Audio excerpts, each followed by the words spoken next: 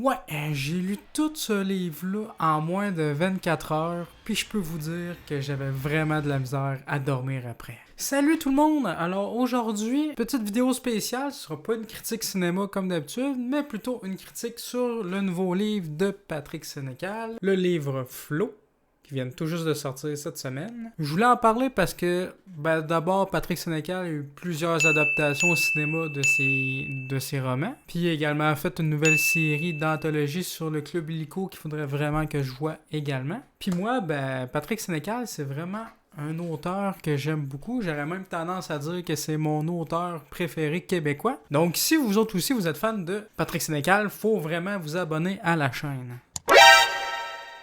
En fait, mon livre préféré, vraiment préféré, c'est le livre Le Vide de Patrick Sénécal. Vraiment, ça, là, c'est vraiment un gros chef-d'œuvre. Je vous le conseille si vous ne l'avez pas lu. D'ailleurs, n'hésitez pas à me dire en commentaire juste en bas, vous, c'est quoi votre livre préféré de Patrick Sénécal? Et est-ce que vous avez lu Flow? Qu'est-ce que vous pensez de ce livre-là? En passant toute ma critique, il n'y aura pas de punch du livre. Je vais faire attention à ce que je vais dire. Moi, j'adore la page couverture de la petite fille qui joue du piano. Très important dans le livre quand même, le piano. Puis aussi l'arrière de couverture qui présente. Vraiment très beau design, je trouve. Le livre est assez écrit gros quand même. C'est très lisible, là.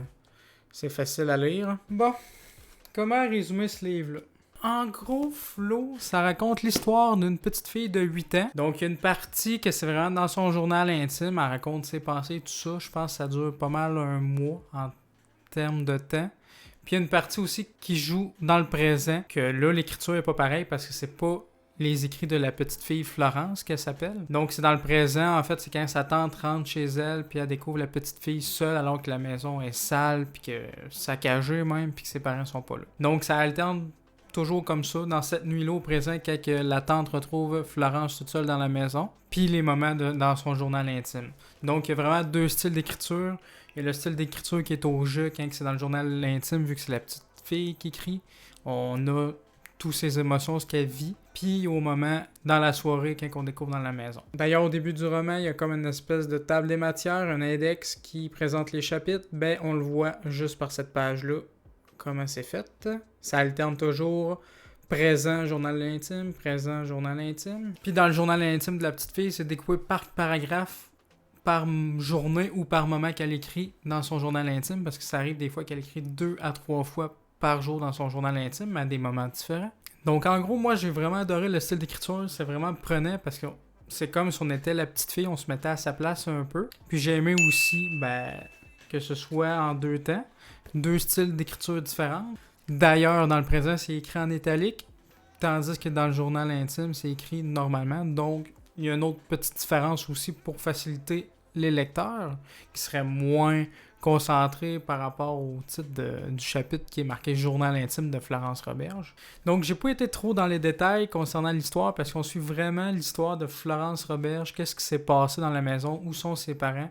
Donc on voit toute l'histoire de Florence, comment que ça s'est passé, pourquoi elle est seule dans la maison, qu'est-ce qui s'est passé, qu'est-ce qu'elle a vécu, c'est quoi ses émotions. Moi, tout le long que j'ai lu ce livre-là, je m'imaginais l'actrice Jodelle Ferland dans le temps qu'elle était enfant, qu'elle a joué dans plusieurs films comme Silent Hill. Silent Hill! Même si dans le livre, il est marqué qu'elle est rousse, je m'imaginais ce personnage-là, cette actrice-là, dans ma tête. Ça m'a aidé à visualiser le tout parce que je trouve qu'elle, comme c'est écrit dans le livre, elle a un visage angélique. Puis justement, dans ce livre-là, on voit la manipulation des fois des enfants, l'intimidation aussi, tout ça. Des fois, c'était rough, là, les bouts là, avec ses amis d'école. Là. Des fois, là, ouais, tu voulais pas être à la place de ses amis, en fait. Hein. Touchant, on s'attache au personnage. Il y a même un personnage qu'on n'apprécie pas trop dans le livre pour ce qu'il fait, les actions qu'il fait. Mais au final, à un moment donné, on a de l'empathie pour lui parce qu'il vit quelque chose de vraiment tough, puis il se fait torturer, quoi, là, j'ai envie de dire, là, vraiment, là. C'est affreux. Puis, bien sûr, on a de l'empathie aussi pour la petite fille, mais en même temps, on la trouve un peu, ouais. J'ai aimé aussi le fait qu'il joue sur les actions de ses parents, parce que, mettons, sa mère lui dit « C'est pas bon de dire des menteries, mais si tu dis rien, si tu le caches en tant que tel, ça dérange pas. » Puis la petite fille va jouer tout le temps avec ça, puis en est, ça va être contre ses parents. Fait que j'ai trouvé ça bien amené parce que les mauvaises actions de ses parents fait en sorte qu'elle fait elle aussi, les vilains mots aussi qu'elle répète de son père, des choses comme ça. Fait que la petite fille vraiment analyse ce que ses parents disent, ce qu'ils font, ce qu'ils leur dit de faire également. Fait que c'est pour ça que je disais que l'éducation est très importante aussi. C'est un thème très important dans le livre. Ces deux parents sont loin d'être parfaits, puis tous les deux ont leur tort. J'ai trouvé ça intéressant aussi. Bien souvent, elle apprend des nouveaux mots. Maintenant, elle apprend le mot perplexe, par exemple. Puis à chaque fois qu'elle apprend un nouveau mot, mais plus tard, ça sert ce mot-là. Elle le met en contexte et tout ça. Le livre aborde plusieurs thèmes, en fait. Il y a la famille, bien sûr. C'est un livre avec une petite fille avec une famille. La violence conjugale. Même la pédophilie, même si c'est très, très sommaire. Puis la santé mentale, d'une certaine façon aussi. L'éducation des enfants. Il y a vraiment, vraiment beaucoup de choses dans ce livre-là. On s'attache au personnage, on s'attache à la petite fille. Même si au début, c'est très... Tu sais, on sait où est-ce que ça s'en va. Puis au début, c'est assez classique dans l'histoire. Hein, tu sais. Psychopathe enfant, un chat, ça donne quoi? On le sait tous comment ça finit. Fait que oui, c'est très classique, surtout au début. Je dirais même que le début est un peu long, mais on veut connaître la fin à cause justement du présent quand il retrouve la petite fille. On se demande où sont ses parents et tout ça, fait qu'on veut vraiment lire jusqu'au bout qu'est-ce qui s'est passé, donc c'est très prenant. C'est très très gore comme livre, très malsain. Moi, personnellement, j'ai trouvé plus malsain que Elle.com. Il y a vraiment des bouts qui est assez perturbants puis dégueulasses. Surtout parce que, sans doute, parce que ça concerne des enfants, fait que ça vient plus nous chercher. Je trouve qu'aussi Patrick Sénécal, il y a eu les guts. Vraiment, il y a eu des guts parce que le livre se passe au début de la pandémie, le 15 mars 2020. En tout cas, ça dépend à quel moment de l'histoire on est. Mais la pandémie, elle arrive, puis il y a un personnage qui est complotiste. Fait que je trouve qu'il y a eu les guts parce que tu sais, le monde juge facilement ses réseaux sociaux et tout.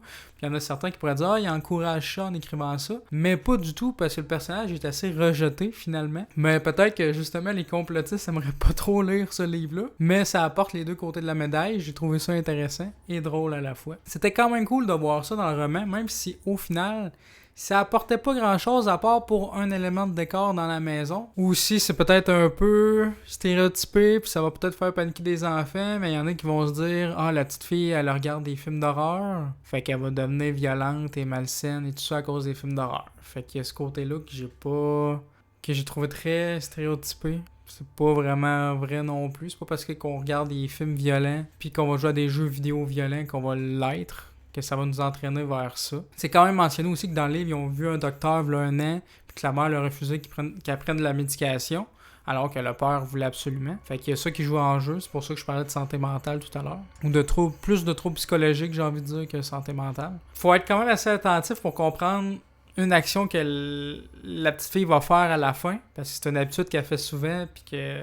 on remarque à la fin que oups, ça a changé ça, puis c'est pour ça qu'elle a fait cette action-là. Je veux pas trop en dire pour pas dévoiler le punch. Je trouve que la finale, les dernières pages, c'est du déjà vu dans du Patrick Sénécal, fait que j'étais un peu déçu, tu sais, c'est un peu du fan service, j'ai envie de dire.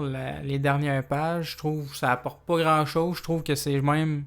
un peu tiré par les cheveux. Tu sais, je le voyais venir à des kilomètres que c'était ça. Ça, j'étais un peu déçu de ce côté-là. Mais sinon, le livre, pour vrai, moi, je trouve que c'est vraiment... je trouve que c'est un de ses plus gore, puis c'est un de ses plus malsains. Les derniers étaient vraiment soft, je trouvais, comparé au vide, justement. Comparé à Elle.com, puis ces autres aussi. Les derniers, l'autre reflet, il y aura des morts. Il y aura des morts, il était plus orienté action. Là, on est vraiment plus dans la psychologie, ambiance, thriller, angoissant, troublant. Perturbant, c'est vraiment tous les mots qui pourraient qualifier ce livre-là, mais il est vraiment prenant, puis t'as le goût de lire parce que tu te demandes ce qui va se passer. Donc voilà ma petite critique pour le livre Flow. J'espère que ça vous aura plu, puis j'espère vous avoir convaincu de vous procurer ce livre-là parce qu'il est vraiment, vraiment excellent. Si vous avez aimé la vidéo, n'hésitez pas à laisser un petit pouce bleu, ça aide beaucoup la chaîne, à vous abonner pour voir les prochaines vidéos et surtout à partager la vidéo également. Sur ce, on se dit à la prochaine. Ciao!